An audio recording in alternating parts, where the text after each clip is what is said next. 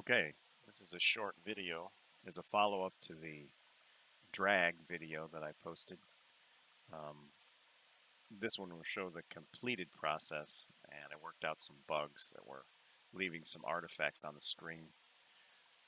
But let's take a look at it. Let's boot up FXOS and see what we can do. I'm going to push the image over.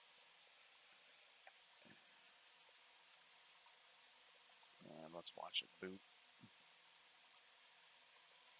All these messages are generated out of the serial port.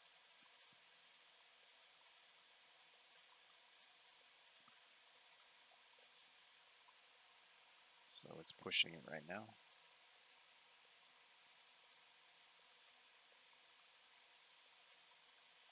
The image is about 300K as it is now, but it's pretty fat.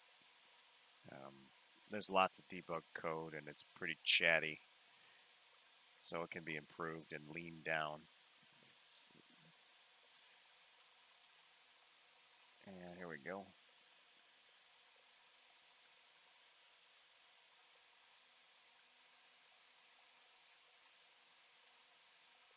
I intend to have a video follow-up to this to explain a lot of all this other stuff for those who are interested. But this one I'm going to keep short and just show the completion of the drag with a window move. So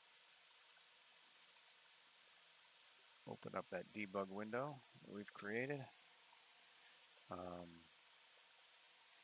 You can see these are messages generated from being inside the window. This one now you can see is a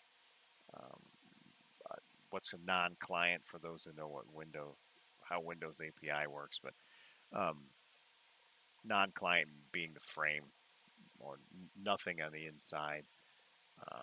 This is where it will detect that the mouse is clicked and know to start the drag. So if I click this, you can see it highlights it, and it actually says in the debug window there, it's about ready to start. So if we pull this over and let it go, there we go. Window moves and it cleans up. What's going on is just two bit planes that Stephanie's given me to play with here. The front one allows you to slide things around without having to repaint. So on selection, this selected window's on the front pane now, but when I select it for drag, it pushes it to the back, and the frame box is on the front. And then when I release, it moves it and pulls it from the back to the front again, so that it will hover above whatever other objects are on the background. So you could, do the whole move thing over again. So that's in a nutshell what's going on. And like I said, I'll go over how this whole thing's constructed and